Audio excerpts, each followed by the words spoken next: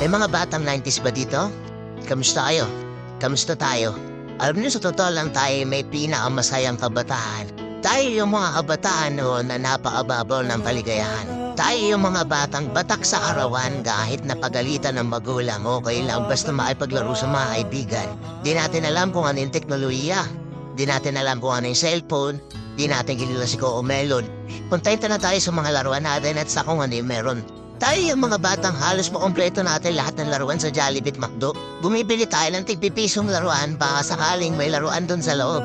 Naalala nyo? Noong mga panahon, nadahanap pa tayo ng gagamba kung saan-saan. Nadahanap tayo ng mga sahan ng puno para maipaglaro ng baril-barilan. Kukuha tayo ng gulong sa tabi-tabi tapos pagugulumin lang natin kung saan-saan. Mabibwisit tayo kapag hindi tayo pinayagan ng magulang natin maipaglaro sa mga kaibigan natin sa ulanan. Kaya yata yung mga huling batch ng mga bata na nakikipaglaro pa ng tagu-tagu.